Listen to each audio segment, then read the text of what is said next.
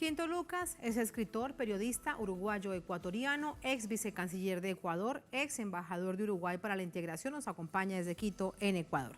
Quinto, bienvenido a este análisis. Muy buenas noches. Buenas noches, Tatiana. Un gusto estar conversando con usted y estar conversando con los amigos y amigas que están mirando Telesur.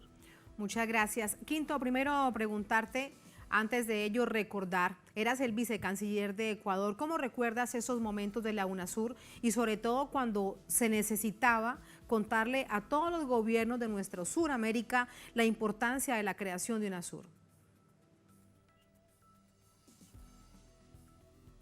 Bueno, yo creo que fue un proceso de los más interesantes en cuanto a integración dentro de América Latina y en distintos procesos, creo que hasta a nivel mundial, porque UNASUR, más allá de que todos los procesos que se han dado en América Latina han sido interesantes, en UNASUR logramos confluir distintos gobiernos, obviamente que muchos gobiernos progresistas que fueron los que pusieron el énfasis, gobiernos de izquierda que pusieron el énfasis en la integración, pero también había gobiernos de derecha que sin embargo se involucraron con UNASUR y fue un proceso muy, muy interesante, tanto en lo que tiene que ver con la ratificación del convenio, la firma del convenio, después la ratificación por parte de los poderes legislativos, como la conformación de los consejos. Hay que recordar la importancia que tuvieron los consejos, el Consejo de Salud, la importancia que tuvo cuando justamente se dio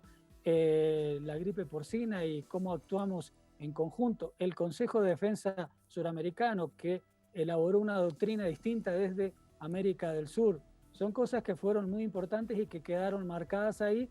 Claro, hubo después, obviamente por determinados gobiernos de derecha, pero sobre todo por el papel de Estados Unidos de bombardear UNASUR, de tratar de que UNASUR se eliminase. Y bueno, inventaron esa propuesta de Prosur, que eso no era una propuesta integradora. Y ahora parece que de a poco los nuevos gobiernos empiezan a retomar aquel papel de a poco de lo que fue UNASUR, ¿no? Quinto, desde la política, hubo hitos como el restablecimiento de relaciones Colombia-Ecuador tras la invasión de Colombia, recuerdas, en el gobierno del entonces presidente Uribe Sucumbíos, y además el apoyo en la defensa de la democracia con recordar el golpe parlamentario express en Paraguay al entonces presidente Lugo. Yo creo que fueron acciones políticas muy efectivas. Fue importante lo de Ecuador-Colombia, fue importante lo de Venezuela y Colombia, fue importante la relación entre Chile y Bolivia con las diferencias que hay, que son diferencias históricas, pero siempre UNASUR jugó un papel, obviamente buscando la justicia, buscando el diálogo entre los dos países cuando eran estos problemas bilaterales, y cuando eran intentos de golpes de Estado jugó un papel importantísimo. Jugó con el presidente Lugo, jugó con el presidente Correa cuando aquí se intentó un golpe de Estado el 30 de septiembre del año 2010 y UNASUR jugó un papel unido, importante, de todos los países, y ahí iba más allá de los propios gobiernos de izquierda progresista. También los gobiernos de derecha se sumaron. Por eso me llama la atención que después, con la presión de Estados Unidos, no hayan seguido ese ejemplo que dieron, porque finalmente sí jugaron un papel importante en defender los procesos democráticos que quisieron ser, algunos fueron derrocados, como el caso de Lugo, pero aquí se intentó y bueno, finalmente el papel de UNASUR con el papel del pueblo en las calles paró ese golpe de Estado. Entonces eran efectivas, eran acciones políticas muy efectivas. Pero después había otras acciones que tienen que ver, por ejemplo, con la infraestructura de integración, con infraestructuras conjuntas que se estaban empezando a trabajar. Lo que decía del Consejo de Defensa Suramericano, imagínese hoy en día que vivimos un proceso prácticamente de guerra global, lo importante que sería una UNASUR o una Suramérica unida con una propuesta de defensa desde América Latina, no impuesta desde Estados Unidos. Todo ese tipo de cosas realmente eran logros muy importantes y muy efectivos, porque sí se lograban cosas enseguida, o sea, había una voluntad política de hacer las cosas. Sobre Estados Unidos, Quinto, te he pedido que sigamos recordando cómo fue ese papel desestructurador de UNASUR por parte de Estados Unidos, hoy para que estemos muy alertas con esta revitalización del bloque. Bueno, nosotros tenemos que recordar históricamente que Estados Unidos siempre estuvo contra todos los procesos integradores. Estuvo contra Lacan cuando Lacan era un proceso interesante de integración. Estuvo contra la integración en general, queriendo crear el ALCA, que finalmente fue rechazado por las organizaciones sociales y por los gobiernos de América Latina. Y cuando surgió UNASUR, surgió la CELAC, surgió el ALBA sobre todo, que fue un impulso importante para que surgieran los otros procesos. El Mercosur cambió de rumbo porque los gobiernos que surgieron le dieron un tono distinto, no aquel tono neoliberal de cuando se inició el Mercosur. Empezaron a tratar de crear otras cosas. Una es la Alianza del Pacífico.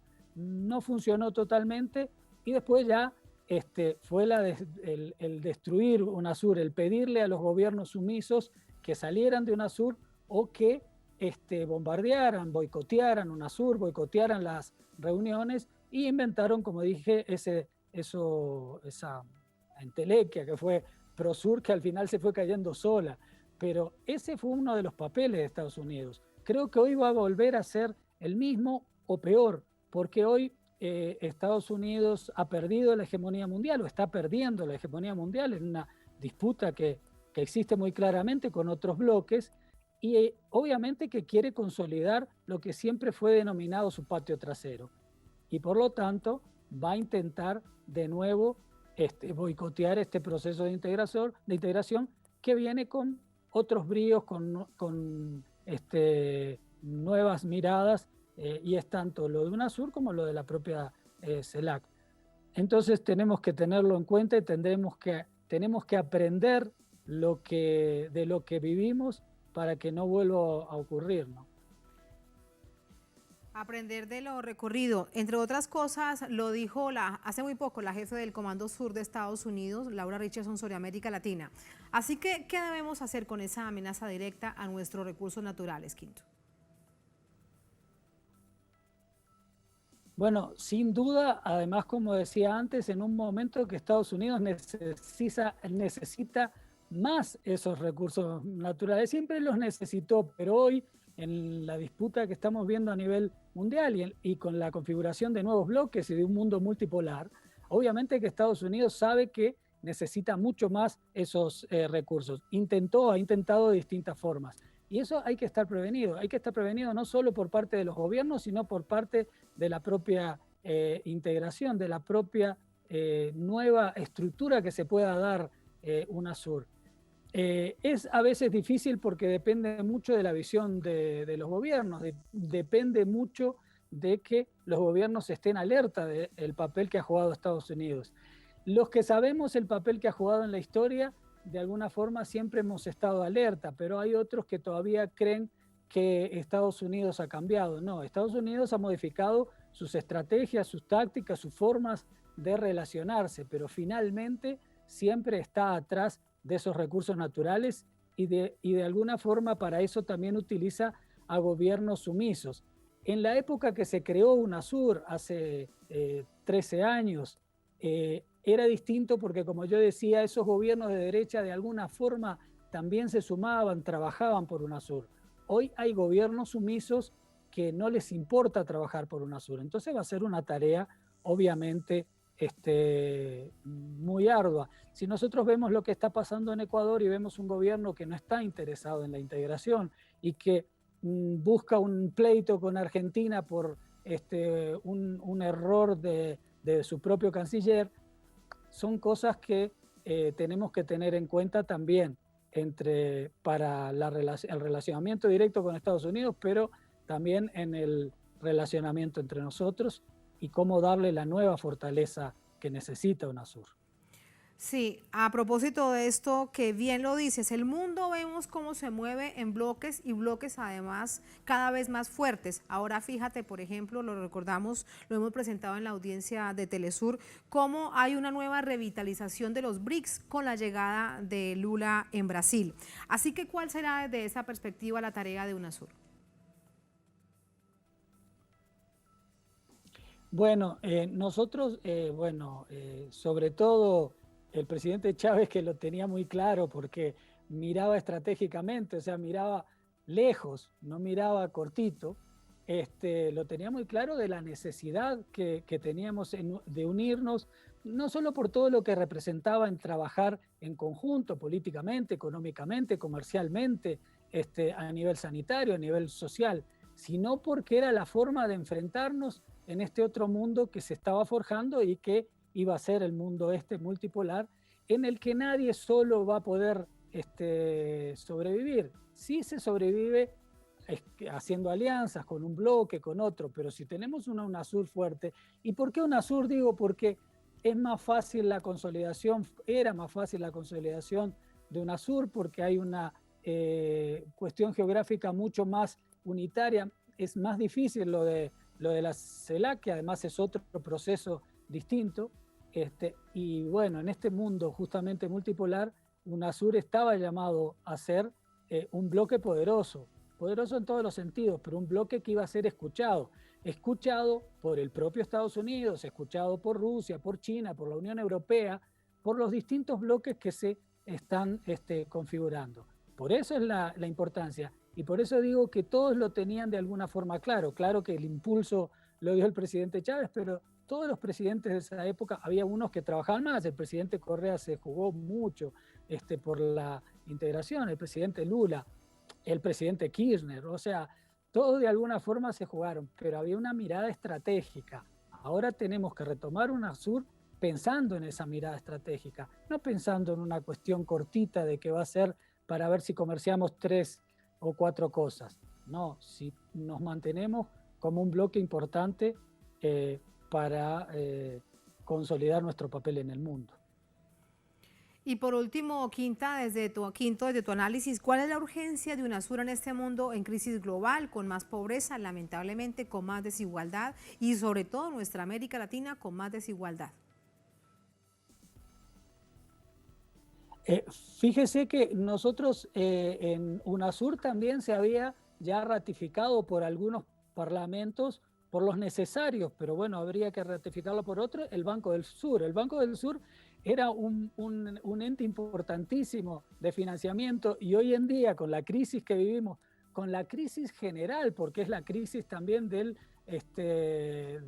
los bancos a nivel mundial y con la crisis económica, uno de los elementos fundamentales era fortalecer ese Banco del Sur, pero también es importante fortalecer nuestro comercio interno, que nunca lo pudimos hacer. Ahí puede jugar un papel importante la consolidación de un Mercosur distinto, que se estaba empezando a tratar de forzar un Mercosur como una instancia de integración económica dentro de UNASUR. Esa era una mirada estratégica. Lo vio Venezuela, bueno, después le sacaron porque bueno, ya se sabe cómo trabajaron algunos gobiernos para sacarla a Venezuela del Mercosur, lo vio Bolivia, lo habíamos visto desde el Ecuador, y bueno, hay formas que tienen que irse consolidando. Pero lo importante primero es consolidar ese papel político de UNASUR. Hay una cosa importante, que no pudieron derrotar totalmente esa visión de UNASUR, porque tampoco pudieron lograr que esos presidentes o esos gobiernos que quisieron salir de UNASUR pudieran ser respaldados por sus parlamentos, porque todavía hay en los parlamentos, en las distintas instancias de la sociedad en América Latina, una ansias de integración, porque se sabe que es la forma de mantenerlo. Entonces, en esta época de crisis es fundamental consolidar el papel también económico. Primero es el papel político, porque eso nos permite después ir consolidando las nuevas instancias urgentes. La instancia comercial, la instancia económica y la instancia financiera que va a dar las posibilidades a las instancias económicas y comerciales. Allí los desafíos. Quinto, gracias. Muy buenas noches. Buenas noches, Tatiana. Siempre es un gusto conversar con usted y un saludo fraterno a todos los amigos y amigas que están viendo Telesur. Muchísimas gracias. Muy buenas noches.